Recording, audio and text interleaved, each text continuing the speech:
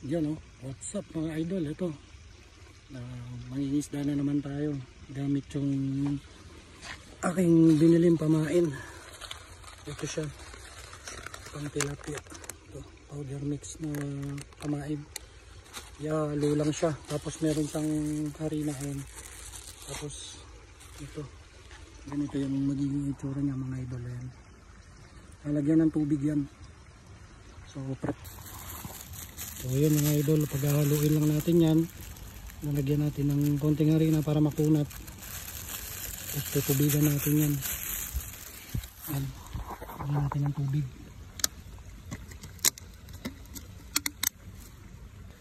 Malabsa. Abangan nyo lang kung paano tayo manguhuli dito ng isda. Dito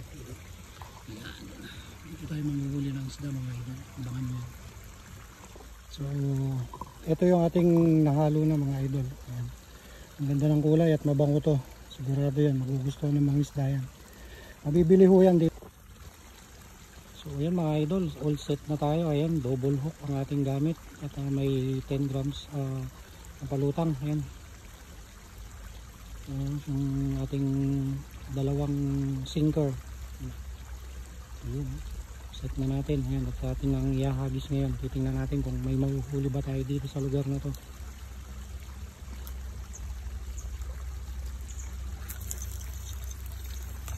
Ayan, kita nyo naman. Ayan. At ayun mga idol, kinakagat-kagat na yung ating palutang. Ayun. Ayun na. Ayun na, huli na mga idol. Huli na yan. Diba? Easy catch. Easy catch mga idol. Ayan. Diba? Easy catch ng tilapia. Laki. Laki niya mga idol. Ayan. Ang taba diba?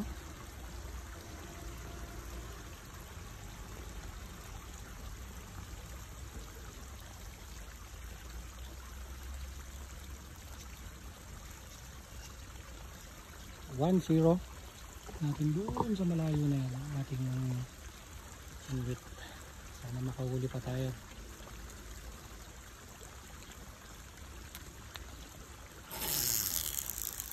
Yun, diba? Layo. Ano yun mga idol? Layo, diba? Layo nang narating ng ating palutang. Yun, abangan nyo lang at sigurado another fish on na naman yan mga idol. Abangan nyo lang. Ayan na. Medyo tinitikman-tikman na. Yun.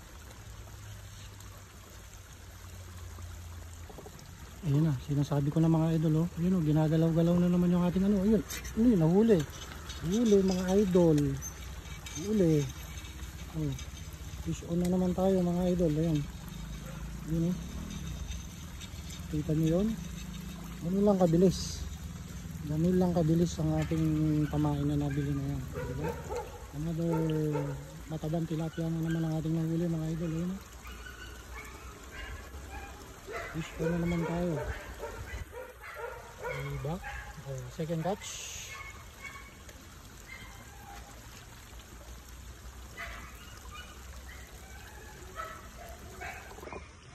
Ayun diba? Ang taba mga idol. Ang taba ng tilapia ang nahuli natin at ang lapad. Diba? Ganun kabisa yung ating pamain na yun. Ayan. Napakabilis lang segundo lang makakahuli ka talaga. Mabango kasi yung pamain na yun. Ang amoy niya, naninigit niya sa kamay parang strawberry ba, ganun po yung amoy niya, kaya naa-attract yung mga isda. Huli pa tayo mga idol. Yun, cast na naman tayo.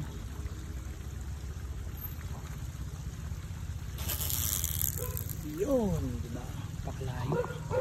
Napakalayo niya idol. Yun na, kinagat na hindi pa man nadadali, kinagat na mga idol. Wala yata. Wala mga idol. Yun, nandiyan pa. Huli, laki nito. Laki mga idol. Huli, ayan Diba? Kakahagis ko lang eh, naabangan na kagad mga idol. Nakita nyo ba yon? Kabilis lang oh, tingnan nyo, napulok pa oh. Dalawa, walang kawala eh, pati buntot. Ay yung palikpik, dali oh. Ganyan kalupit yung double lock talaga. Oh, diba? Pag pumalag siya, kuha yung pati yung buntot. Kaya parang ano na lang siya. Parang dahon na sumama na lang pag nahuli, pag gaganyan no. Ano, dalawa yung kumagat eh. Dalawang hook natin ang nakadali. Kaya walang kawalaan tilapia oh. Di ba? Pati yung palikpik niya dyan sa parting buntot niya, ayan oh, huli. Okay. Alright. Another hook na naman ang ating nadali na naman yung tilapia mga idol. Ayan, natanggal na yung ano. Pero okay na yan.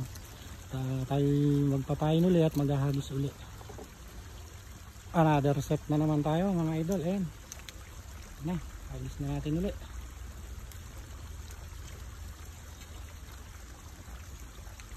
Tignan nyo lang kung gaano kabilis kumagat yung mga isda. Yun. Yun na oh.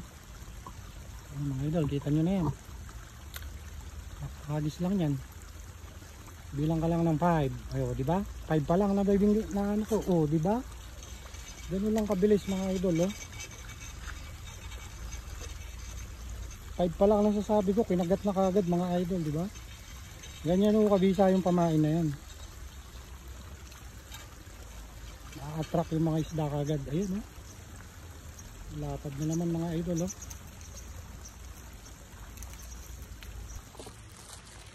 So yun mga idol, oh, di ba? Instant pang ulam na tayo kagad. 4 na pirasong tilapia. Ayan oh. So, kung nagustuhan nyo yung video natin mga idol, pa-like and share na lang po at pa-comment down below din po kung may nabibiling ganitong klase ng pamain dyan sa atin sa Pinas. Ayan, easy catch mga idol. Sana nagustuhan nyo po yung video. Jacob TV po. Hanggang sa susunod. Bye bye.